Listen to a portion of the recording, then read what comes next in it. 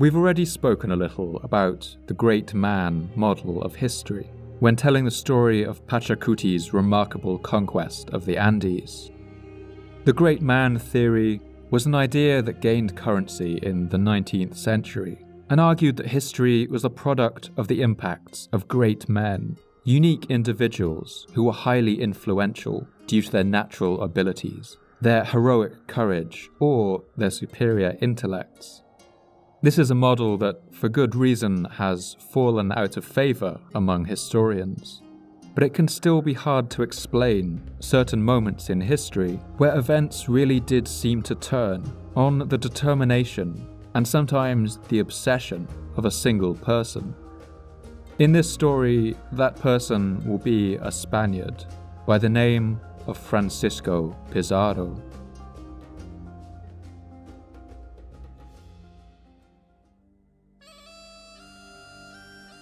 Pizarro was born in the Extremadura region of southeastern Spain, a region whose name comes from the Latin phrase extrema et dura, that is, remote and hard, and it gives you a pretty good idea of what life was like here through most of its history. The land was dry and tough in the summer, and the people here were often poor. Pizarro was born in the most humble conditions imaginable. There are no official documents recording his birth, suggesting that he may have been an illegitimate child, perhaps abandoned and taken in by his adoptive family of peasant farmers. His adopted mother worked as a servant, while his father was a soldier who had earned himself the nickname the Roman for his exploits fighting in Italy. Pizarro had no education and began his life herding pigs in the town of Trujillo. As a teenager, he joined the army, wanting to follow in his father's footsteps, and he was immediately swept up in the campaign known as the Reconquista, or the Reconquest. This saw the Muslim kingdoms of southern Spain conquered by Spanish armies and brought under the rule of a Spanish monarch. We don't know exactly where Pizarro fought on this campaign, but it's likely that he saw some of these famous battles, and may have even participated in the capture of the final Muslim capital of Granada. The mythology of the Reconquista has a prominent place in the imaginations of Spanish people around this time, and the Spanish would carry it with them into the New World.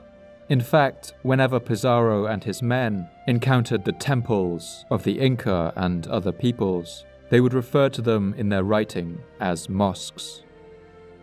When the dust from the War of Reconquista settled, and the financial opportunities for mercenaries began to dry up in Spain, Pizarro made the decision to cross over to the New World. In the year 1502, he sailed to Hispaniola, the island that had become the first European foothold in the Americas. There he became a member of the governor's bodyguard and earned a reputation as a woodsman and a fierce fighter of native people. Pizarro had a character that was well suited to the brutal world of the Spanish colonies. He earned a considerable fortune as a slaver, a plantation owner, and a trader. In the New World, Pizarro achieved a level of wealth and status that would have been impossible in Spain, where the entrenched class system meant he would always be treated as a peasant. The New World suited him. He seems to have fostered no desire to ever return to his homeland, and instead spent his days surrounded by slave women and all the trappings of wealth in the New World.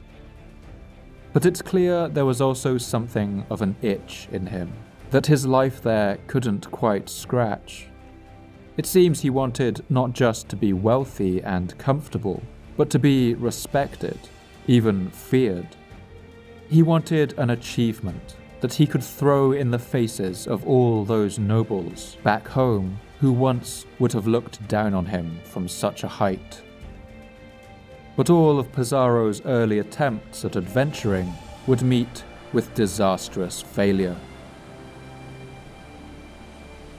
He set off on a number of different expeditions into the New World, among them one led by the Spaniard Alonso de Ojeda, who set up a colony in what is today Colombia and Venezuela.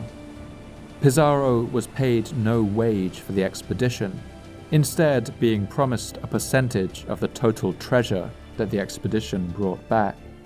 But Ojeda's expedition was poorly managed. The colony of San Sebastian that they founded was built in a low-lying, swampy region, beset with mosquitoes and disease. These were the same conditions that had caused the Inca armies of the Emperor Huayna Capac such difficulties. The indigenous people here regularly shot at the Spanish with arrows dipped in poison, and the colony offered no wealth, no gold or silver, and barely supported the meager existence of its colonists. San Sebastian was eventually abandoned, and Pizarro soon discovered that it's not much use having a percentage of the expedition's earnings if its earnings are roughly zero. Disconsolate but not discouraged, he soon departed for Colombia, and from there joined the explorer Vasco Núñez de Balboa and sailed to modern-day Panama.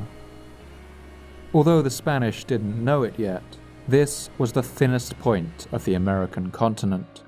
Here, the Pacific and Atlantic Oceans are only 50 kilometers apart, and it's at this crossing point between the oceans that the destiny of Pizarro and the fate of the Inca would be sealed. Balboa and Pizarro set about the settlement of Panama with the usual destruction and enslavement that accompanied all European settlement in the New World. There they set up the colony of Tierra Firme, but still no one knew how much land existed behind the long coast of the Americas. It's recorded that one local chief, called Comogre, seems to have decided to cooperate with them, and offered to pay them off in both gold and information. It's here that the Spaniards first heard of the existence of another ocean to the west, as one Spanish conquistador, Pascal de Andagoya, recalls in this letter to the Spanish king. They say that the people of the other coast are very good and well-mannered, and I am told that the other sea is very good for canoe navigation, for that it is always smooth and never rough like the sea on this side, according to the Indians. I believe that there are many islands in that sea. They say that there are many large pearls, and that the chiefs have baskets of them. In one version of the story, the chief Comogre's son is said to have burst out in a rage when the Spanish kept demanding gold from his father, and let out this fuming proclamation. If you are so hungry for gold that you leave your lands to cause strife in those of others, I shall show you a province where you can quell this hunger. The idea of a mythical city of gold lying just beyond the horizon was a common theme of the Spanish settlement of the Americas. The king of this place became known as El Hombre Dorado, or El Rey Dorado, the Golden Man or King. This was a mythical character who was supposed to bathe himself in gold dust, and over time the legends became more outlandish, until El Dorado went from being a man to a whole city, then a kingdom, and finally an entire empire of gold. And it's not hard to see how this piece of folklore would have emerged. Whenever native people discovered the European obsession with the precious metal gold, they would often assure them that there was plenty of gold just over the next hill, if only they would pack up and leave them in peace. Whether Comogre and his son really knew about the Inca and the gold that decorated their temples high in the Andes, or whether they were just trying to get the Spanish to move on, we can never know. But the result was the same. Balboa organized an expedition to cross the Isthmus of Panama and reach what he called the Other Sea. Pizarro was a captain of this expedition. Hacking their way through the dense jungle of the interior of Panama, thick with mangroves, vines, and strangler figs, the conquistadors nearly cooked in their armor. They were plagued by mosquitoes and disease, but finally they cut through the last bit of jungle and saw a vast body of water stretching out, boundless and blue into the horizon. The life of a conquistador in the New World was violent and ruthless. They lived largely beyond the reach of the law, and often the greatest dangers came from the other conquistadors around them. Pizarro had been Balboa's friend for many years, but when the opportunity came to betray him, he didn't hesitate. In one of the routine power struggles that took place here at the edge of the world, Pizarro was ordered to arrest Balboa. The man was later executed. For his services in this coup, Pizarro was given a swampy bit of land to call his own, and he settled down to the life of a colonial baron. He retired from soldiering, and perhaps this is where he might have stayed. That is, if it wasn't for the news that would soon come trickling down the coast from Mexico about the incredible exploits of one of his distant cousins, a man named Hernán Cortés, who had taken 600 men, and with them toppled an empire. For many historians, the comparisons between Francisco Pizarro and Hernán Cortés are obvious. As we saw in episode 9, Cortés had led a tiny army and with them captured the Aztec king Moctezuma, toppling the greatest indigenous empire of Mexico.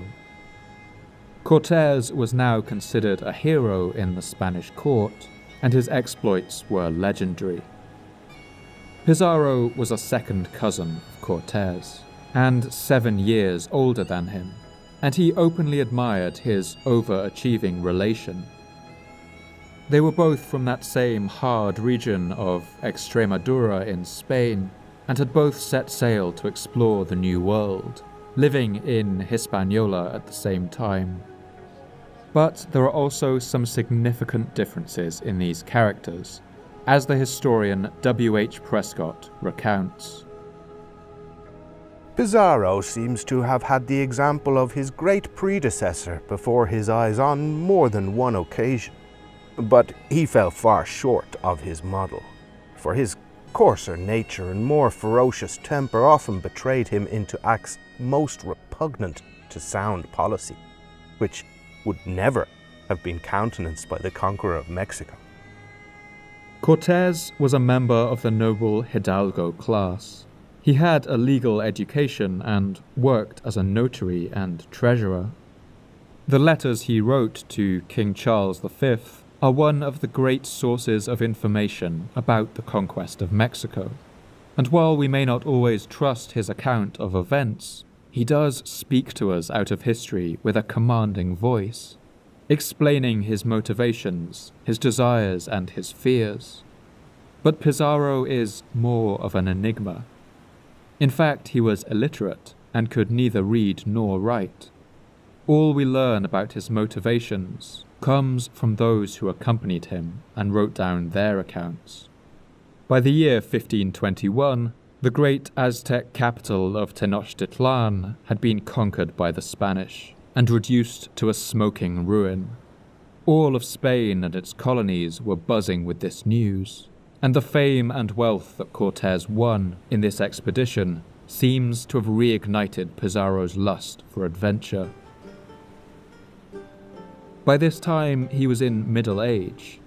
From depictions of him at the time, we can see he was a man with a thick beard and a flat face with wide, spreading cheekbones and a lantern jaw. His cousin Pedro Pizarro described him in the following way. He was a very Christian man, and very zealous in the service of His Majesty. He was tall and spare, having a good face and a thin beard. Personally, he was valiant and vigorous, a truthful man. It was his custom, whenever anyone asked him for anything, always to say no. He said this in order that he might not fail to keep his word. And though he said no, he always did in the end what was asked of him, if there were not reason against it. In 1522, just 1 year after he heard news of Cortez's exploits, Pizarro returned to adventuring. He joined a company heading south along Panama's Pacific coast, determined to find out the truth about the rumored cities of gold that were supposed to lie to the south, in a land that had attained a semi-mythical status for them, and which was called Peru. While Cortez's expedition had been a relatively amateur affair, with very few professional soldiers, Pizarro's men were even more of a rough bunch. He had about 100 men with him, many of whom signed up to escape debts or to avoid being put in jail for various crimes. These were stragglers and ruffians rather than soldiers. They had enough money for only 2 ships, and they set sail in November 1524. It was the worst possible season for sea travel, and Pizarro's usual bad luck prevailed. Rain and storms hammered their ships, and they quickly ran out of supplies. The men ate raw crabs and shellfish, as well as berries from the shore, which turned out to be poisonous and made them severely ill. Pizarro's expedition crept along the Pacific coast of South America for more than a year, experiencing misfortune after misfortune, with one of their ships making regular supply runs back to Panama. But eventually, in the year 1526, they came across something they had never seen before in the Americas. It was a native boat with a sail. When they stopped the craft, they found that the boat was a raft carrying 20 indigenous people, as well as a great variety of jewelry and cloth, and other decorative items like belts, necklaces, and pins made of gold and silver, and inlaid with gems. Their clothes were finely embroidered, decorated with patterns of birds, flowers, and animals. The Spanish asked where these goods had come from, and the people gave the answer they had been waiting for. They said it had all come from a wealthy land that lay to the south, a land called Peru. The news lit a fire under Pizarro, but his men were sick and tired of the expedition. Their misfortunes continued, and soon news returned to them that the governor of Panama had ordered their return.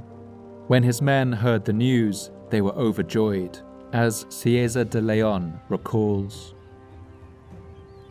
Pizarro was downcast when he saw they all wanted to go. He quietly composed himself, and said that, of course, they could return to Panama, and the choice was theirs. He had not wanted them to leave, because they would have their reward if and when they discovered a good land. As for himself, he felt that returning poor to Panama was a harder thing than staying to face death and hardship. Pizarro shared something of Cortez's passion for dramatics, and one instance has passed into legend and idiom. He took his sword and drew a line in the sand and gave his men the following announcement. Friends and comrades, on that side are toil, hunger, nakedness, the drenching storm, desertion and death. On this side, ease and pleasure. There lies Peru with all its riches. Here, Panama and its poverty. Choose, each man, what best becomes a brave Spaniard. For my part, I go south. Most of Pizarro's men were not won over by this piece of oratory. Only 13 men stepped over the line. but it was enough for his journey to continue.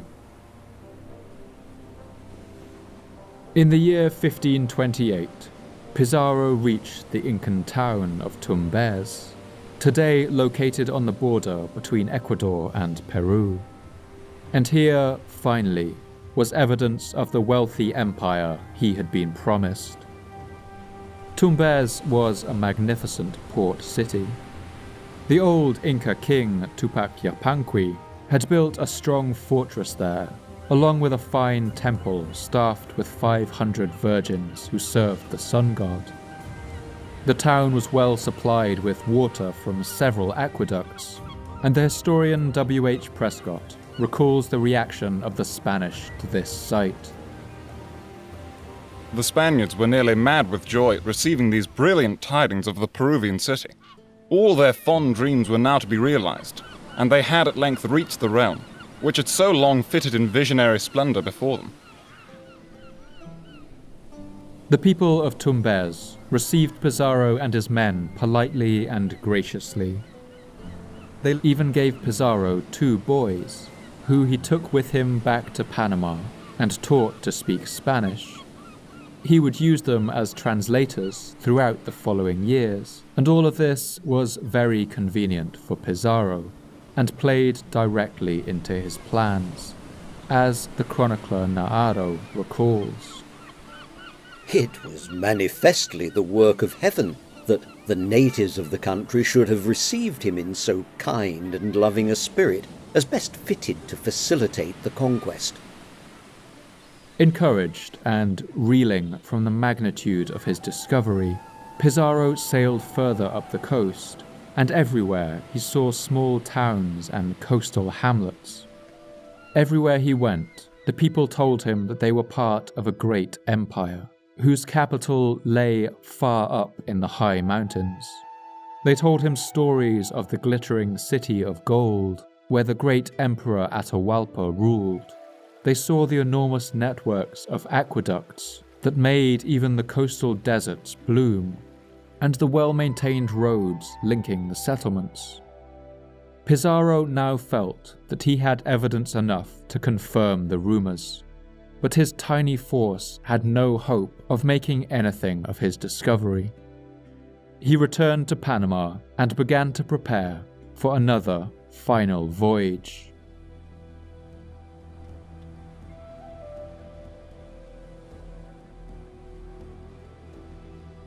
The arrival of the Spanish at Tumbes caused a ripple of consternation in the Inca lands. The entire region was racked by the destruction of the civil war that had followed the death of the Emperor Huayna Capac, along with the spreading plague that had brought such desolation. The Huarochiri manuscript recalls the opportunistic struggle of this time with a note of disdain.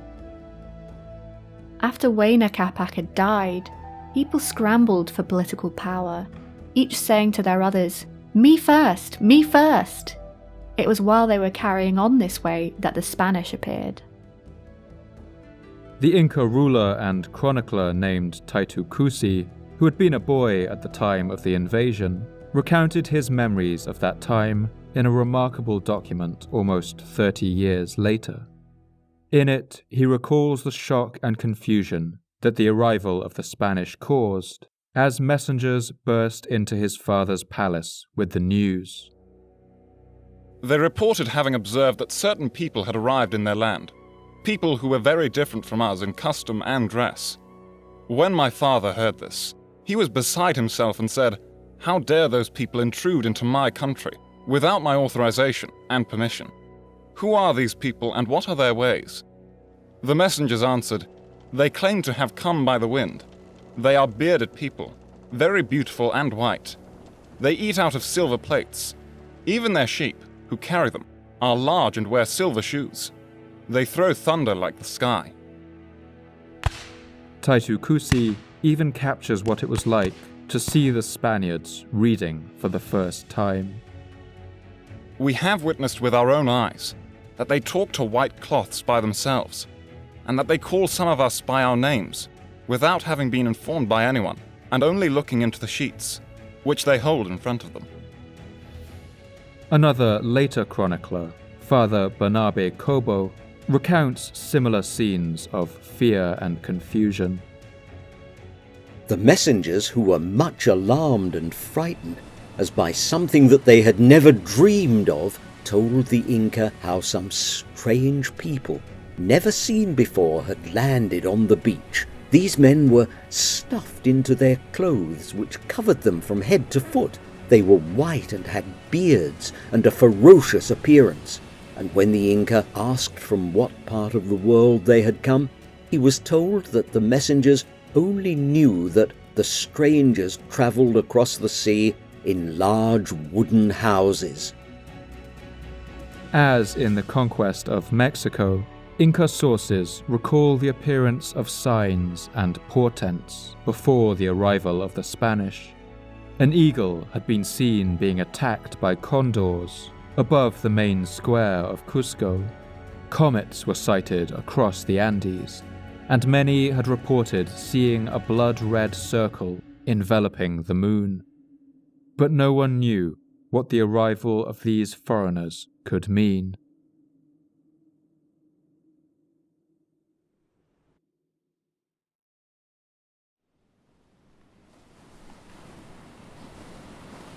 In Panama, Pizarro finally sailed back into port, to the astonishment of many of the people there. It had been more than 18 months since they'd last been heard from, and most had assumed that he and his meagre crew had been lost at sea. But news of his discovery didn't create the explosion of interest that he had hoped. In fact, the governor of Panama refused him permission to go on any more expeditions. Pizarro was frustrated. The temptation of that faraway empire, along with all its gold and glory, began to possess him. We can imagine him lying awake at night in the hot Panama air, listening to the whining of mosquitoes overhead and the cackling of spider monkeys in the trees outside his cabin, all the while thinking about the glory that might await him, far away on the shores of the other sea. In 1528, he decided to take a drastic course of action. He would make his way back to Spain with the intention of gaining an audience with the king and queen, who ruled from their opulent court in Toledo. The journey across the Atlantic could take 6 weeks if the weather was good, and as long as 2 to 3 months if it wasn't. Since he had last been to Spain, Pizarro must have found it a much changed place. He had known it as a wealthy medieval state, but in the last 3 decades, it had become the bustling hub of a colonial empire. Its ports had swollen with the vast wealth coming in on its treasure ships, and now enormous 1,000-ton galleons carrying hundreds of cannons would have towered over the roofs of its houses. To this rough peasant farmer, used to life on the frontiers, the exquisite finery of the royal court must have been staggering.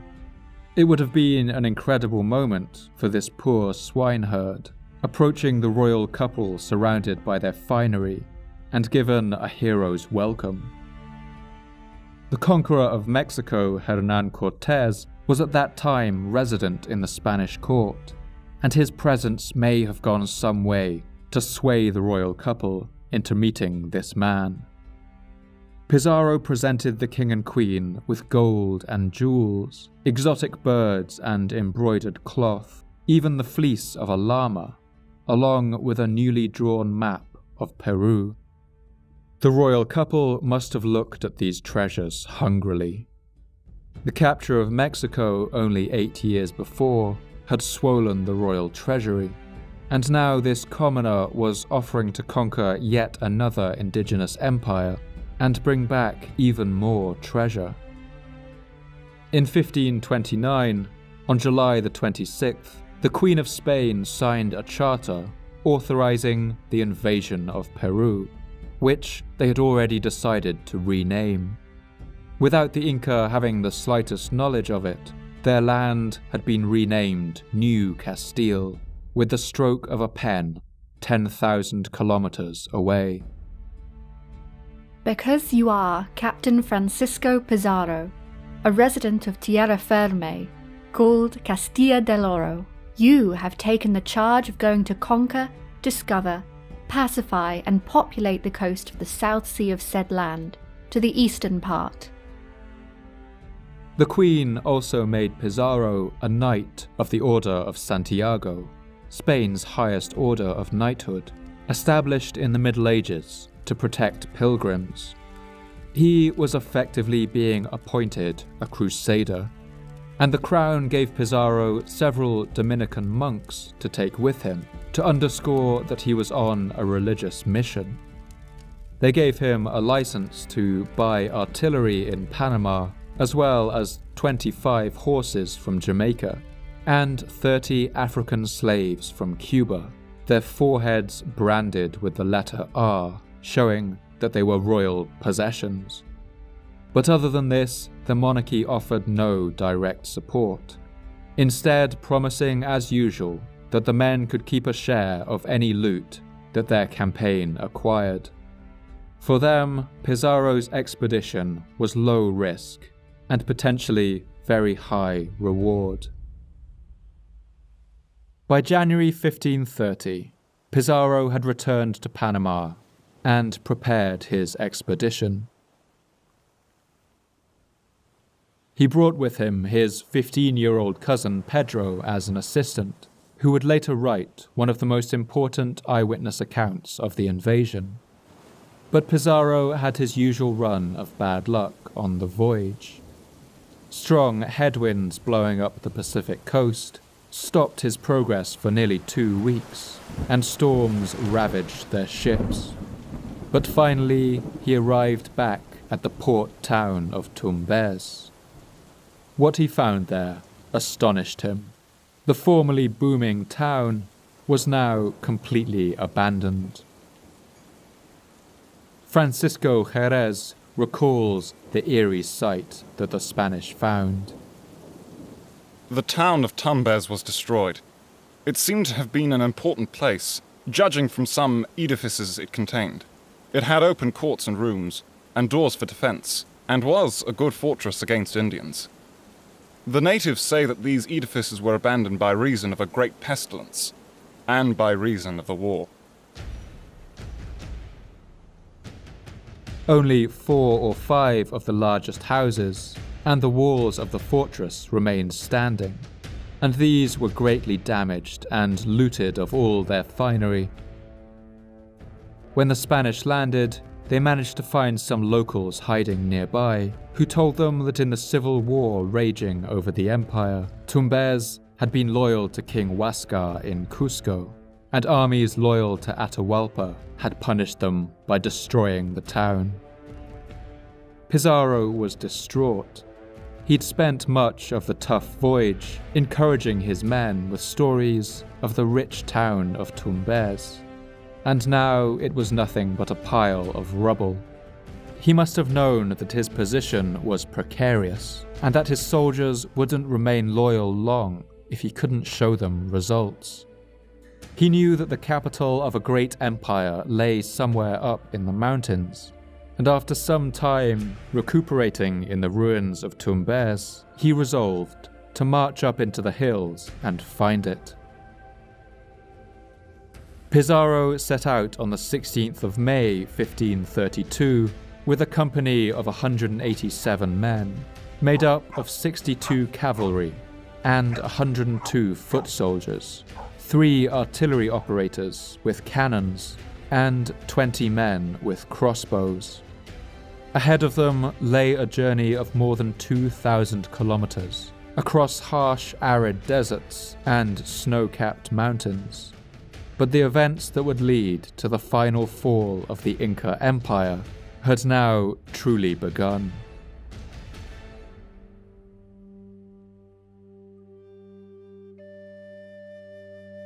It's not clear why Atahualpa allowed Pizarro to found his settlement on the coast, or to march unhindered into the mountains. In the centuries since the conquest, many have proposed their theories. Some chroniclers at the time claimed that the Inca believed the Spanish to be gods. Some indigenous chronicles, like that of Taitu Cusi, repeated this idea, although his account is full of flattery for the Spanish, and perhaps he can't entirely be trusted on this point. As we've seen in the conquest of Mexico and the Aztec Empire, there's really little first-hand evidence that indigenous people considered Europeans to be divine.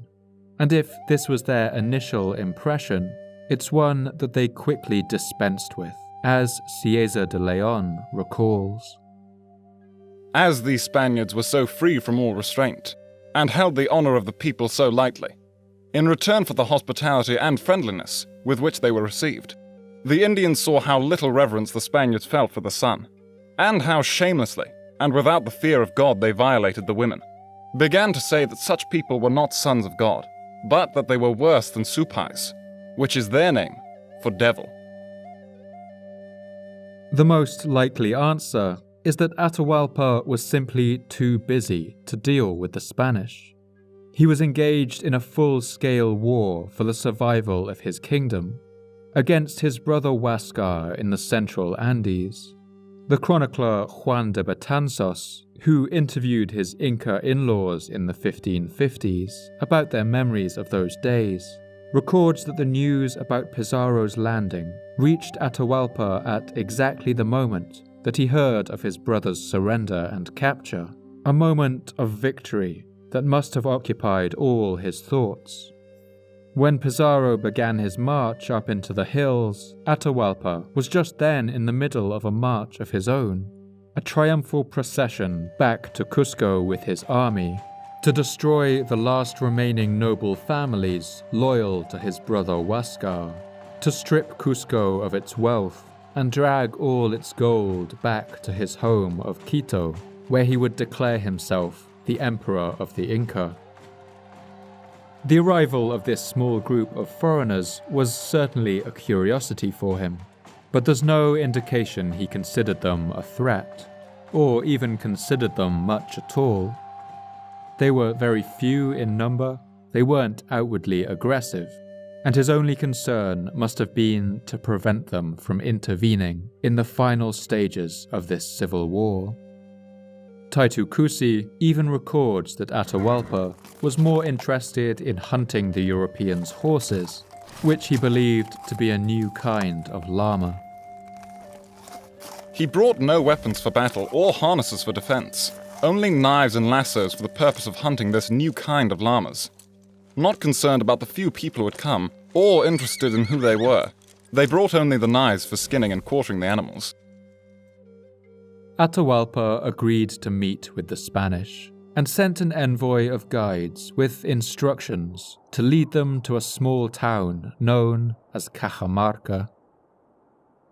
This was one of the stops along Atahualpa's tour of the country, where he was already scheduled to conduct a ritual in which he presented ceremonial weapons to the local youths. Agreeing to meet the Spanish was a show of friendship, but it's clear that Atahualpa also wanted to give them a show of force.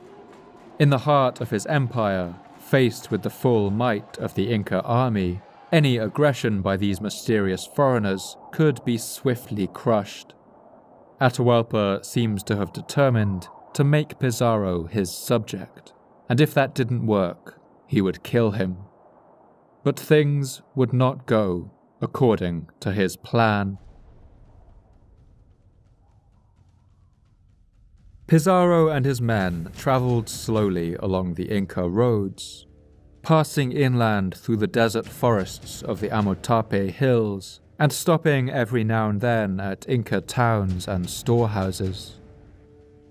They were supported by a team of enslaved men and women from Africa and Central America, and by some locals that they had either convinced or forced to follow them. Along the way, when Pizarro met with any resistance, he made a point of burning local chiefs alive, and he made an extensive use of this terror tactic throughout his campaign. Over the course of this journey, he burned dozens, and maybe hundreds of men alive at the stake. On their journey, they saw the desert landscape watered by extensive irrigation systems, with crops and animals in abundance. As they climbed higher into the mountains, they marveled at the sophisticated bridges that crossed the tumultuous mountain rivers, many built of stone, and some woven out of ichu grass. Francisco Jerez notes the fine roads leading up through the mountains. The road to Chincha passed through many villages and led from the river San Miguel. It was paved and bounded on each side by a wall. 2 carts could be driven abreast upon it. From Chincha it led to Cuzco, and in many parts of it, rows of trees were planted on either side for the sake of their shade on the road. As the Spaniards went, they learned more about the lands ahead, sometimes through torturing locals, other times from local lords who simply hated Atahualpa, who had been loyal to Huáscar and wanted to see their new emperor fall. They found out that this king Atahualpa ruled from a city called Cusco, and that he held a vast army that could easily destroy them all. From one local lord, they heard about the recent civil war. They saw the bodies of recently executed men hanging by their feet at the entrance of one town, and heard that this was a punishment for backing the losing side in this war, as Francisco Jerez recounts. Until a year ago, all of those towns had been for the king of Cuzco, the son of the old king of Cuzco, until his brother Atahualpa rose up, and he has come conquering the land, taking great tributes and services, and every day he commits great cruelties on them. Despite all these warnings, Pizarro decided on a course of action. He would meet this Inca king and take him prisoner. In this plan of action, Pizarro was clearly imitating his cousin Hernán Cortés, who had effectively kidnapped the Emperor Moctezuma and used him to take control of his empire. But Cortés hadn't invented this tactic, and it was actually extremely common among all the early colonists of the Americas. Pizarro himself had a long history of hostage-taking in Nicaragua and Panama, and it was common to capture local chiefs and force their tribes to pay a ransom to get them back. If this king Atahualpa was as rich as Pizarro had heard, then the ransom to be gathered from his capture would be truly enormous. The climb into the mountains was difficult. As the roads soared higher into the rocky passes, Pizarro's horsemen had to dismount and led their horses up narrow trails so steep that in some places they had been carved into stone staircases. Higher up, the snows were an unfamiliar challenge after so many months fighting through baking tropical heat, as Francisco Jerez records. The cold is so great on these mountains that some of the horses, accustomed to the warmth of the valleys, were frostbitten. At one point, some food and supplies arrived for the Spanish from Atahualpa, along with his wishes that they should come to meet him soon. Finally, after weeks of traveling, the Spanish found their way to the wide valley where the town of Cajamarca stood.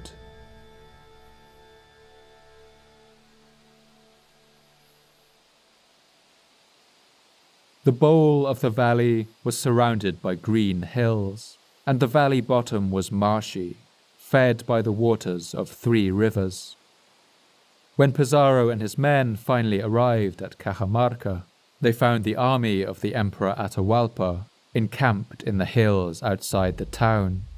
numbering anywhere between 50 to 80,000 men. These were the crack troops of the Inca, battle-hardened from their campaigns in the Civil War.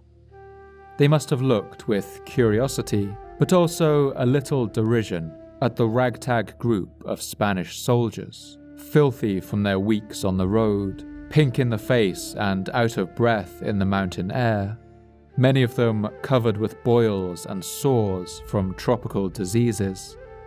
They must have looked like a sorry lot to the grand army of the Inca. Francisco Jerez recounts the tense atmosphere on Pizarro's arrival. The governor arrived at this town of Cajamarca on Friday the 15th of November 1532 at the hour of Vespers. In the middle of the town there was a great open space surrounded by walls and houses. The governor occupied this position and sent a messenger to Atahualpa to announce his arrival, to arrange a meeting that he might show him where to lodge. Meanwhile, he ordered the town to be examined with a view to discovering a stronger position where he might pitch the camp. The Emperor Atahualpa was still in seclusion as part of the ritual he was conducting, and he didn't hurry out to meet the Spanish. Pizarro approached from the northwest along the old imperial highway, and when they arrived he ordered his artillerymen to set up their cannons on the ceremonial plaza in the middle of the city, in full view of the encamped Inca army. The Inca soldiers must have looked on with curiosity, but they did nothing to stop them. That night a storm came in over the hills, bringing rain and hail. The hailstones must have plinked and plonked on the helmets and armour of the Spanish, as they encamped among the temple stones, and gazed with narrowed eyes at the lights of the Inca camp, which must have stretched across the hills for a distance of miles, as Jerez recalls. All the men were on foot outside the tents with their arms, consisting of long lances like pikes, stuck into the ground. There seemed to be upwards of 30,000 men in the camp. In the morning, they rode out to meet Atahualpa. At first, he continued to play it cool, and showed little interest in them. In fact, he acted bored by their presence. Then he complained that they had treated some of his people poorly on the coast, burning people alive and abusing the priestesses in the temples. He even produced an iron collar that had been brought to him, and that he said the Spanish had forced one of his allies to wear. Pizarro denied all this, and promised that all he wanted was to swear loyalty to Atahualpa and fight on his behalf. The Inca Emperor soon let down his guard, and began to warm to the idea of welcoming the Spanish as subjects. He suggested that they should go together and crush a local chief who was defying his rule, and Pizarro happily agreed, saying that all the job would take would be 10 Spanish horsemen. Atahualpa found this funny, and to seal the deal, they drank maize beer together from golden cups that Pizarro must have noticed with some interest. Then they agreed to meet again in the Grand Plaza of Cajamarca the following day. Both men left the meeting satisfied. Atahualpa seems to have set his fears aside, while Pizarro returned to his camp to hatch his plan for the following day.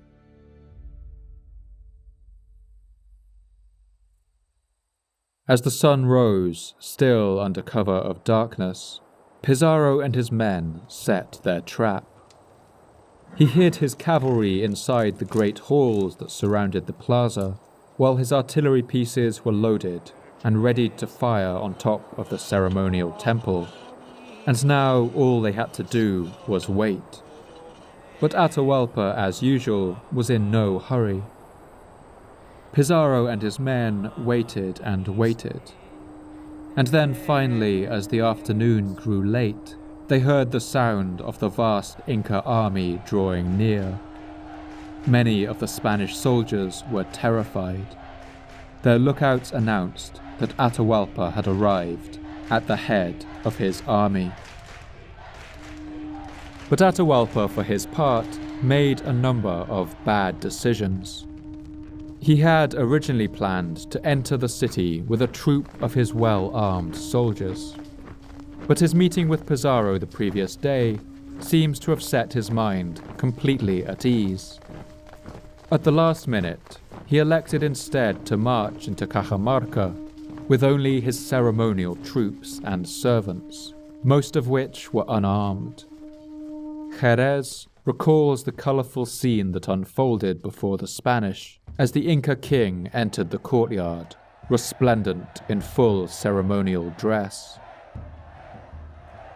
First came a squadron of Indians, dressed in a livery of different colours like a chessboard. They advanced, removing the straws from the ground and sweeping the road. Next came 3 squadrons in different dresses, dancing and singing. Then came a number of men with armour, large metal plates and crowns of gold and silver.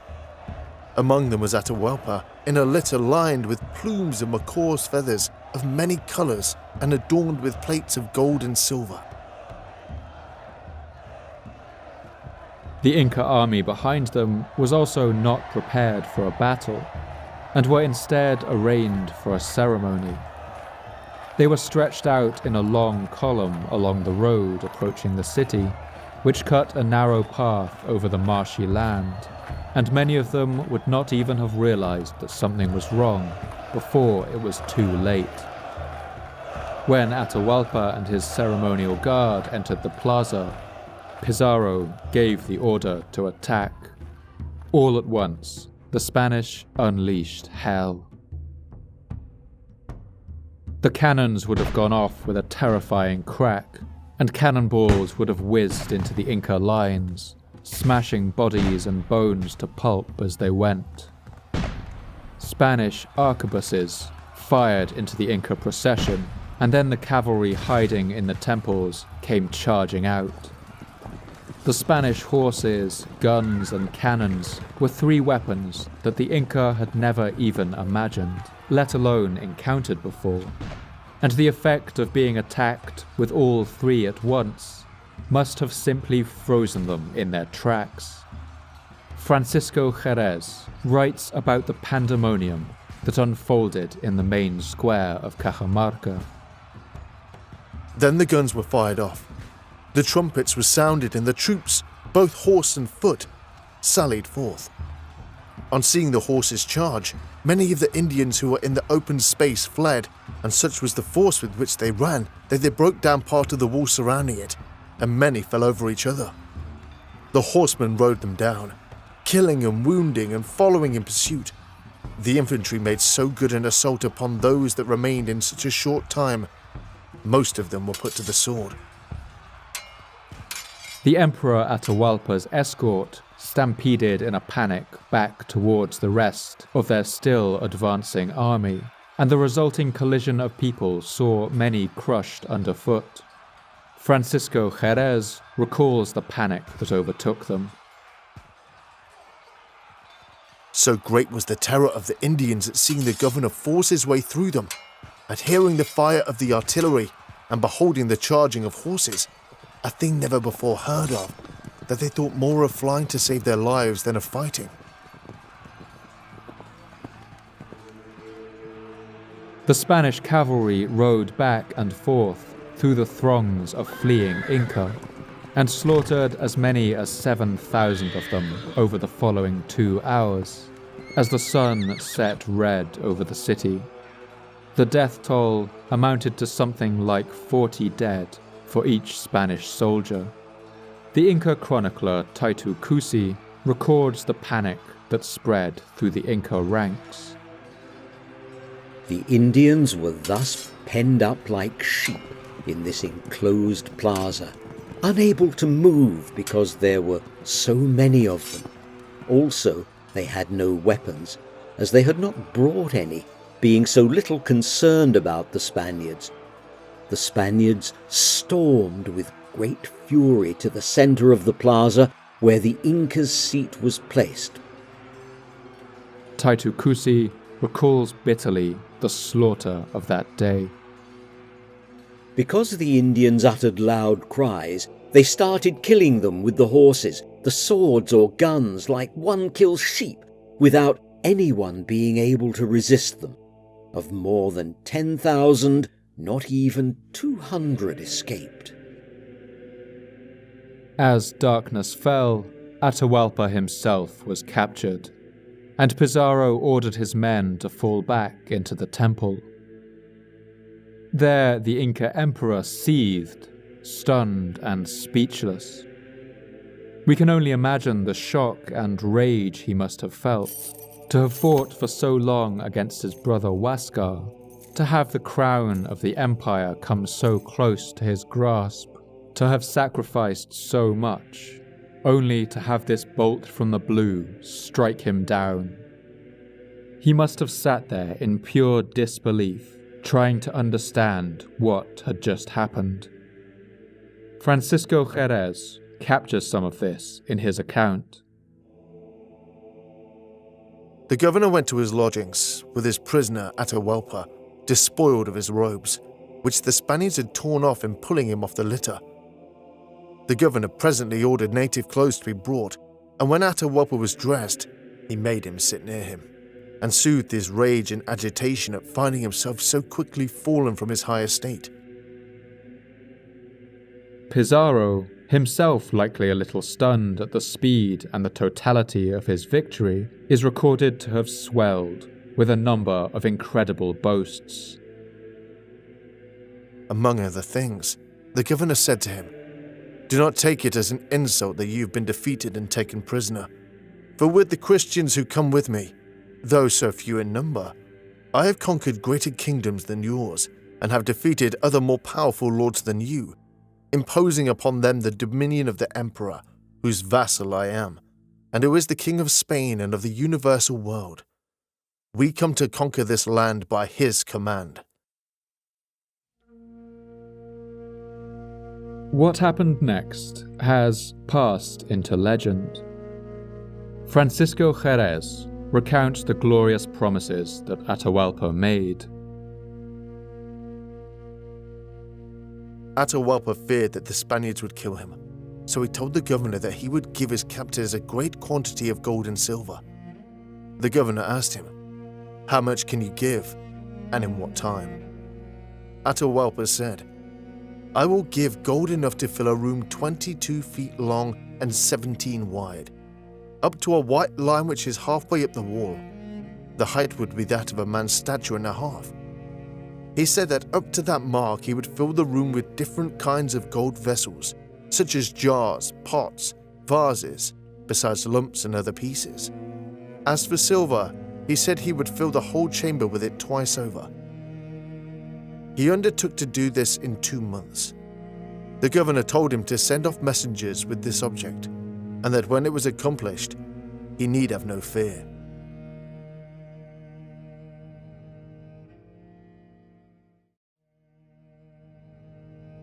And Atahualpa made good on his promise.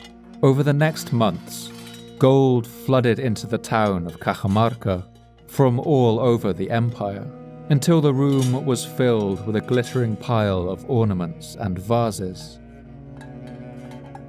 They brought many vases, jars, and pots of gold and much silver, and he said that more was on the road. Thus, on some days, 20,000, on others 30,000, on others 50,000 or 60,000 pesos of gold arrived, in vases, great pots weighing 2 or 3 arrobas, and other vessels. The governor ordered it all to be put in the house where Atahualpa had his guards, until he had accomplished what he had promised. This offer by Atahualpa is often portrayed as a desperate bid by a terrified man bargaining for his life. But given the hand he was dealt, Atahualpa was actually making a pretty calculated play. Atahualpa regaled the Spaniards with tales of the vast wealth of the Inca Empire, and especially emphasized the city of Cusco as the jewel in its crown. He urged them to march there and loot it. And here we can see that Atahualpa's shock was already transforming into a kind of cold calculation. In fact, he had himself been intending to march to Cusco and loot it. He conveniently neglected to mention his own city of Quito to the Spanish, where he had been intending to move his imperial court. He had quickly determined the Spaniards' weakness, that is, their obsession with gold above all else, and he would play on it in order to buy time and attempt to tip the scales back in his favor. He knew that filling a room with gold would take weeks and months, and would give him the time to dispose of his imprisoned brother and any other nobles who could still oppose him. Under the guise of sending out messengers to gather gold, he could get word out to all corners of his empire, and the Spanish didn't know that the rainy season was just beginning in the Andes. Even a short delay meant that they would soon face increased snowfall. The high mountain tundras would turn to impassable mud that would isolate them from their supply lines on the coast. In addition, the weight of the gold would stop them from moving quickly and potentially expose them to attack. Atahualpa's promise also ensured that they would stay in the relatively unimportant town of Cajamarca to wait for their gold, meaning that they couldn't march on to the more important centers of Cusco or Quito. And so Atahualpa's messengers came back and forth to him during his months of captivity. Only a few days after his capture, he heard some good news. News of the situation had reached the soldiers who were transporting his brother Huáscar, and they had immediately executed their prisoner. Atahualpa was now the only remaining Inca prince with a strong claim to the throne, and he knew that the Spanish would need him to rule the empire on their behalf. In just a matter of days, he had actually turned this situation quite heavily in his favor. And the best part of the deal was, the gold that poured in every day to fill that room in Cajamarca didn't even belong to him. His treasury in the city of Quito remained untouched, while he directed the Spanish to exactly where to find the gold of his political rivals. They sent out riders to Cusco, and Atahualpa's soldiers showed them exactly where to loot the treasures from the fine houses of the nobles still loyal to his dead brother, and any who still challenged his claim. This was the work not of a desperate man, but of an incredibly shrewd political operator. When the rulers of the powerful city and shrine of Pachacamac came to meet Pizarro, Atahualpa saw an opportunity to rid himself of these powerful rivals. He told the Spanish that these men were thieves and liars, and that the shrine was incredibly wealthy. Pizarro obligingly put these lords in chains and sent out horsemen to strip their temples of their wealth. The Spanish were now a weapon that Atahualpa could aim at will with just a few words in the right ears. The problem for Atahualpa was that others would soon learn this lesson too. His great rivals, the lords of Cusco, would soon become more confident in speaking to Pizarro and his men, and they happily began to spread rumors among the Spanish. They passed on news that Atahualpa was planning to attack Pizarro, that an army of 200,000 of his frontier warriors were marching their way, along with a horde of 30,000 cannibals hungry for Spanish flesh. Fatally for the Inca king, this is one outlandish rumor that Pizarro seems to have believed. Regardless of its truth, Pizarro made a rash and impulsive decision, as Francisco Jerez recalls. When the governor, with the occurrence of the officers of His Majesty and the captains and persons of experience, sentenced Atahualpa to death, his sentence was that, for the treason he had committed, he should die by burning, unless he became a Christian. They brought out Atahualpa to execution, and when he came into the square, he said he would become a Christian. The governor was informed and ordered him to be baptized. The governor then ordered that he should not be burned, but that he should be fastened to a pole in the open space and strangled. This was done, and the body was left until the morning of the next day. Such was the end of this man. He died with great fortitude and without showing any feeling. On the Inca side, the chronicler Taitu Cusi, a nephew of Atahualpa, relates these events briefly and with little colour. The Spaniard positioned his spies everywhere and ordered highest alert. Without delay, he had my uncle Atahualpa brought out of prison into the open and, without any resistance, garroted him on a pole in the middle of the square. The Spanish never made any attempt to fortify the city against the supposed attack, or to prepare themselves for battle. Pizarro sent out a scout to determine whether any army was headed their way, but no sign of it was ever found. The Spanish dug a grave for Atahualpa and left the last emperor of the Inca to the worms. After the death of Atahualpa, the Spanish installed the first of what would be many Inca puppet emperors, one of Atahualpa's brothers named Tupac Hualpa, but he died of European diseases in only a matter of months. Next, they crowned one of Atahualpa's brothers, a man named Manco Inca Yapanqui. He was the father of the chronicler Taitu Cusi, who we've heard a fair amount from already. He was a loyal puppet king to the Spanish for a while, but as soon as he saw his opening, he rebelled. He laid siege to the Spanish in Cusco and sent another army to attack the new capital of Lima too, resulting in the deaths of as many as 500 European settlers. He set up a rebel state in the remote jungles of Vilcabamba, where the Andes slope down into the Amazon rainforest.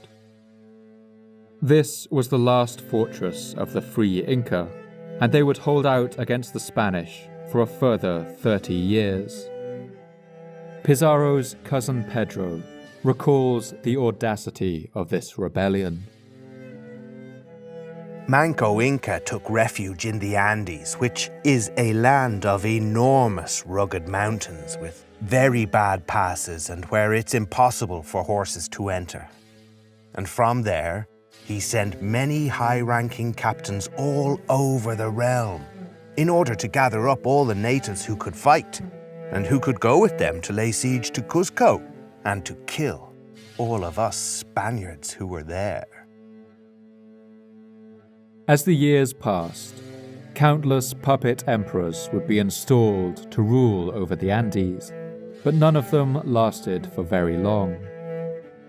Several were assassinated by their own people, who looked on them quite rightly as collaborators with the foreign invaders. Others escaped into the mountains and became rebel chiefs, raising armies against the Spanish or fleeing to the free Inca fortress of Vilcabamba. In fact, for at least the next 50 years, the Spanish fought a running series of guerrilla counterinsurgencies against the Inca, struggling to pacify a land that they had long since declared conquered. As the French monk and explorer Marcos de Niza recalls, it was only because of this maltreatment that the peoples of Peru were finally provoked into revolt and took up arms against the Spanish, as indeed they had every cause to do. For the Spanish never treated them squarely, never honoured any of the undertakings they gave, but rather set about destroying the entire territory for no good reason and without any justification. And eventually the people decided that they would rather die fighting than put up any longer with what was being done to them. In the year 1616, the Quechuan nobleman Felipe Guaman Poma de Ayala authored a remarkable text known as the Letter to a King. In it, he recounts the abuses and injustices of the Spanish colonialists and denounces the hardship exacted on his people. It amounts to one of the first full-throated denunciations of the colonial system ever written by one of its subjects. The Spaniards in Peru should be made to refrain from arrogance and brutality towards the Indians. Just imagine that our people were to arrive in Spain and start confiscating property, sleeping with the women and girls, chastising the men and treating everybody like pigs. What would the Spaniards do then?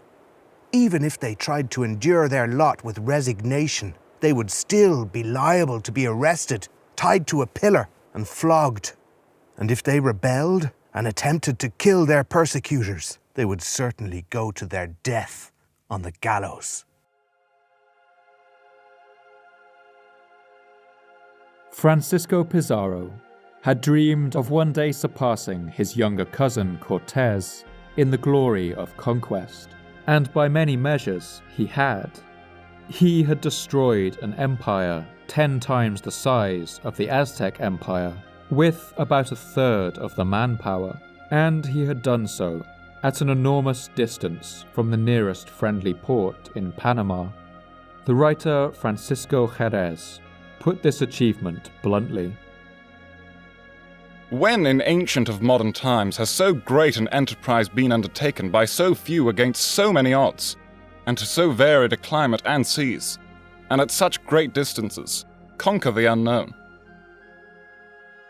The chronicler Cieza de Leon even places Pizarro on the pedestal of heroes like Alexander the Great. Many nations have excelled others and overcome. The few have conquered the many before. They say Alexander the Great, with 33,000 Macedonians, undertook to conquer the world. So with the Romans too. But no nation has with such resolution passed through such labours, or such long periods of starvation, or covered such immense distances as the Spanish have done. In a period of 70 years, they have overcome and opened up a new world, greater than the one of which we had knowledge, exploring what was unknown and never before seen. But Pizarro's days of glory would be short-lived. In the 10 years that he ruled over Peru, he presided over the steady collapse and disintegration of the entire society that he had once heard such incredible stories about. Much of the local population was reduced to the level of serfs serving European lords. The Europeans systematically stripped the temples and palaces of the Inca, demolishing their cities stone by stone and reusing the material to build their own palaces and churches. Despite the destruction of their society and the repression that they suffered, the people of the Andes would continue to fight to keep their indigenous culture and the memory of their history alive. The writers of the enigmatic document known as the Huarochiri manuscript, writing at the end of the 16th century and under the direction of that Spanish priest who considered their old gods to be devils, wrote the following introduction to their book, which to this day stands as one of the greatest sources of information about the lives of these mountain people before the arrival of Europeans. If the ancestors of the people called Indians had known writing in earlier times, then the lives they lived would not have faded from view. As the mighty past of the Spanish is visible until now, so too would theirs be. But since things are as they are, and since nothing has been written until now, I set forth here the lives of the ancestors of the Huarochiri people, who all descended from one forefather, what faith they held, how they lived from their dawning age onward. Those things and more.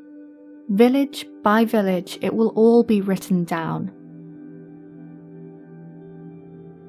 A fifth of the gold that Pizarro had accumulated at Cajamarca was sent back to the Spanish crown. The rest Pizarro kept. He melted much of it down into ingots and divided it among his men. They were now richer than many of them had ever imagined possible.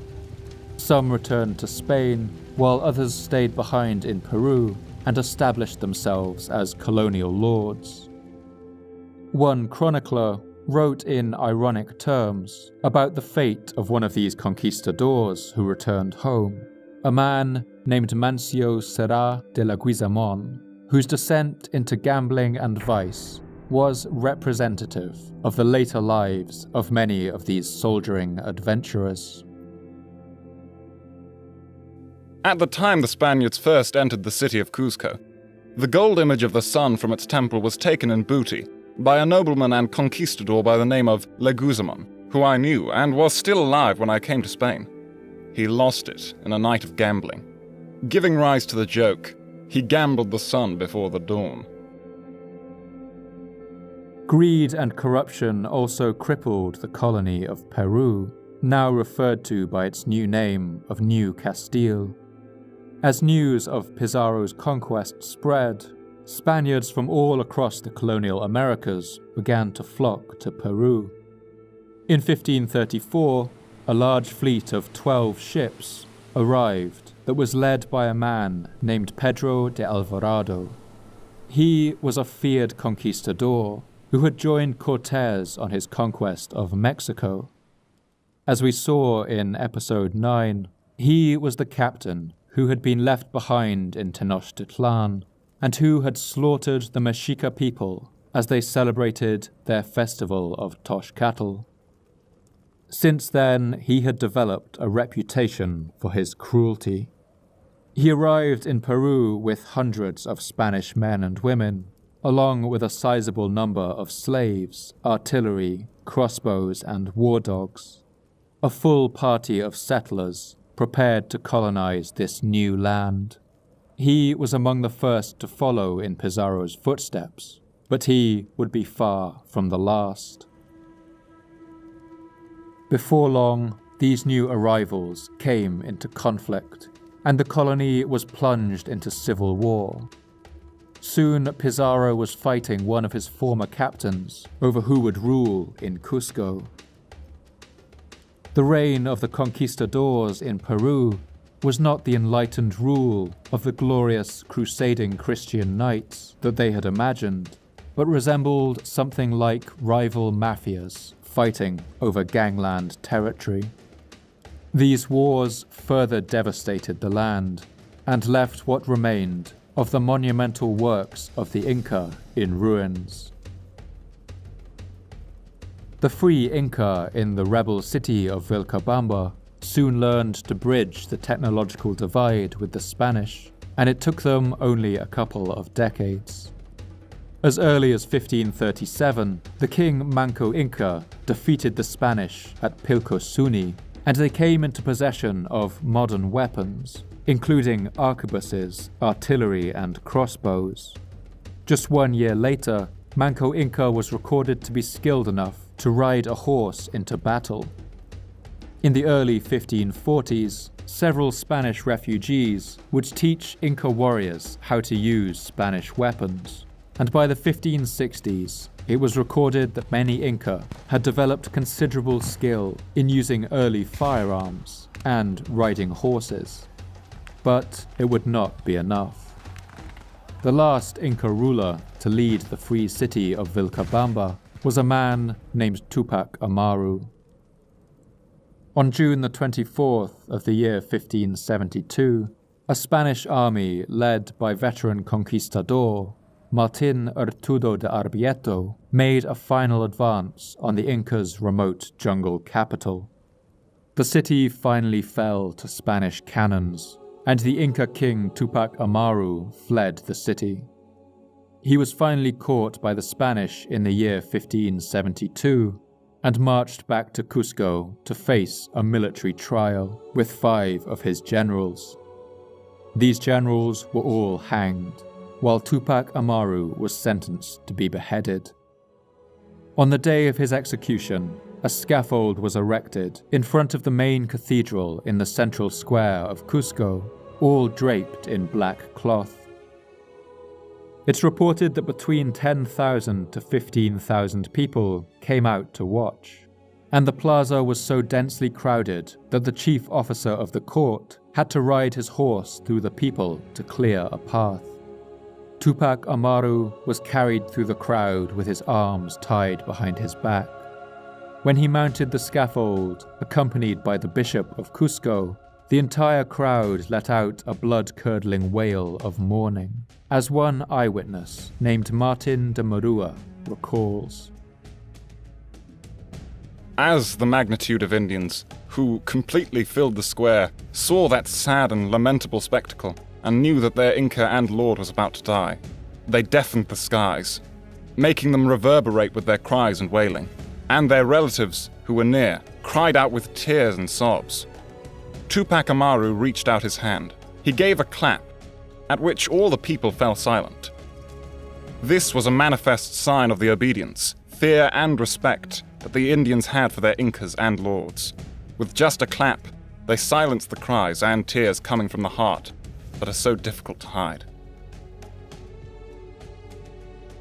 Then, the emperor of the Free Inca let out these final words. Pachacamac, witness how my enemy shed my blood. With him, the Inca line came to an end. Pizarro had wanted to be a conqueror like Julius Caesar, and in the manner of his death, he got his wish. He was in his late 60s in June of 1541, when a group of armed men loyal to one of his rivals burst into his palace with daggers and assassinated him, stabbing him multiple times. He managed to kill 2 of his attackers and wound a third before being stabbed in the throat, and then falling to the floor, where his attackers flocked around him and struck him again and again. I wonder whether in those moments he thought about the Inca Emperor Atahualpa and the look in his eyes as he had been strangled against that pole in Cajamarca. And perhaps then he might have understood what that look meant, to have gained everything you had ever fought for, only to have it snatched away in the violent hands of another. In the early 1930s, the sculptor Ramsay MacDonald created 3 copies of a bronze statue depicting a European soldier with sword drawn, riding a horse, the visor of his swooping 15th century helmet cocked open. He originally intended to sell the statue to Mexico as a depiction of the conqueror Hernán Cortés, but the statue was rejected. Instead, MacDonald approached the Peruvian government and sold them the same statue, saying that it could just as easily depict Pizarro. The statue was erected in the Peruvian capital of Lima in 1934, and perhaps it's a fitting piece of irony that even in death, Pizarro found himself playing the eternal second place to his younger and more refined cousin. In 2003, facing a rising swell of popular hatred towards him and a growing sense of indigenous identity in Peru, Pizarro's statue was removed from its position beside the government palace and was placed in a more obscure spot in a nearby park, where it remains to this day. Since the 19th century, a mummified body found in the Cathedral of Cusco was claimed to be the body of Francisco Pizarro, and many people came to pay their respects. But more modern analysis has shown that the body belongs to someone else. As the Inca Empire fractured and collapsed, and its ruins were built over by the Spanish, only those rare places that the Europeans couldn't reach or didn't know about were preserved. One of these was the cloud outpost of Machu Picchu. In fact, the Spanish never even heard about its existence. Sometime in the 1530s, as the Inca Empire collapsed, the people who operated it as a royal retreat or a coca plantation stopped receiving supplies from the rest of the empire. They simply left it behind to crumble into the hillside. The thatched roofs of this mountainside town would have been the first to rot and fall in, with vines and plants taking root among the eaves, putting down roots and rotting away the roof beams.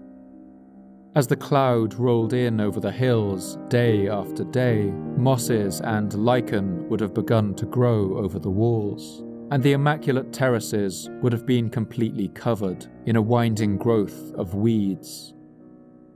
Little by little, the town of Machu Picchu would have disappeared beneath the shade of the trees until nothing remained to show that it had been there at all.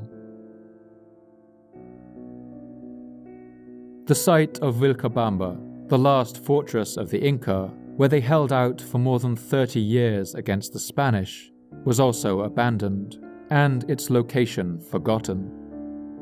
Its walls crumbled, and silk cotton trees put their roots down between its stones. Today it's located in a place known as Espiritu Pampa, or the Plain of Ghosts. On July 2nd, 1964, the flamboyant explorer and archaeologist Jean Savoy was the first to travel to these ruins and correctly identify it as the last Inca stronghold of Vilcabamba. Savoy writes movingly about the eerie scenes as he traversed this series of melancholy ruins, crumbling beneath the green twilight of the forest. The Inca road we have been following comes to a halt. I have the men spread out. It is a half hour before we find the groups of buildings. The stonework is of better quality than what we have seen before. It is evident that the cut white limestone blocks had once fit snugly together, although many had now been broken by feeder vines that had wormed their way between the stones and pried them apart. One of the buildings, a rectangular construction with 2 doorways, guards a green-lit temple, a high elevated bulwark of stone consisting of rooms with niches and fallen-door lintels, inner courtyards, and enclosures. It must have been very impressive when the Incas lived here. A large sacred boulder rests beside one of the walls. It looks as if it may have fallen from the top of the platform wall. A magnificent strangler fig with a spreading crown some 100 feet above our heads locks one of the walls in a grip of gnarled roots. Some of the rocks are squeezed out of place by its vice-like grip. Rattan vines hang down from its upper branches, forming a screen through which we must cut our way. I want to end this episode by reading a piece of Inca poetry, supposedly composed by that great Inca king Pachacuti Inca Yapanqui in the dawning age of their empire. It's a prayer to the creator god Viracocha, asking him to protect and keep the people of the Andes safe. We can imagine that as their world began to fall apart, the people of the Andes must have whispered this prayer to themselves, over their children and their families, and over the towns and cities nestled in the narrow valleys of the mountains. As you listen, try to imagine what it would feel like to watch the great society of the Inca deteriorate around you, beneath the twin forces of plague and civil war. Imagine watching the greed of the nobles tear your land apart, while a foreign power with guns and horses arrives to dictate your fate and demolish your cities brick by brick. Imagine the sorrow you would feel watching the blooming terraces empty and fill with weeds, the thatched roofs falling in, the wind howling through the halls and the walls crumbling, as the cloud washed in, relentless and forgetful over the hills. King Sanyeki, Wirakocha, Apokocha, Itu Wirakocha, Wal Pai, Waina Wirakocha, Tukapu, Ahnopo Wirakocha, Runa Yachichico. Viracocha, where are you? Outside, inside, above this world in the clouds, below this world in the shades. Hear me, answer me, take my words to your heart. For ages without end, let me live. Grasp me in your arms. Hold me in your hands. Receive this offering wherever you are, my Lord Viracocha. In shining clothes, let man live well. Let woman live well. Let the peoples multiply. Live blessed and prosperous lives. Preserve what you have infused with life for ages without end. Hold it in your hand. Before you stand your servants and the poor to whom you have given life and put in their places. Let them be happy and blessed with their children and descendants. Let them not fall into veiled dangers along the lonely road.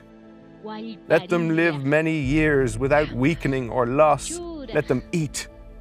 Let them drink. Oh, my Lord, my Creator, let them increase so the people do not suffer, and not suffering believe in you. Let it not frost.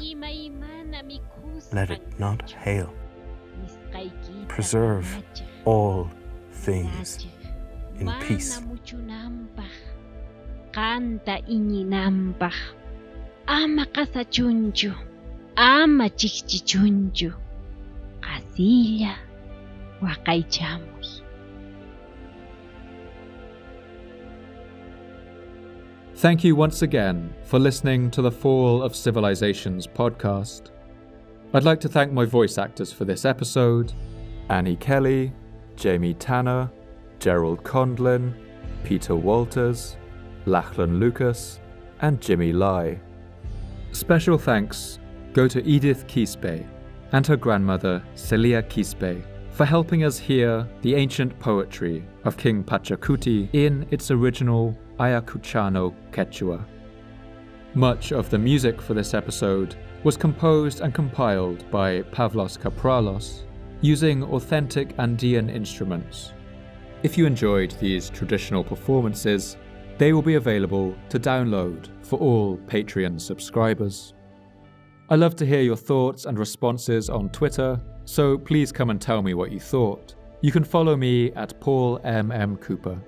And if you'd like updates about the podcast, announcements about new episodes, as well as images, maps, and reading suggestions, you can follow the podcast at Fall of Civ Pod, with underscores separating the words.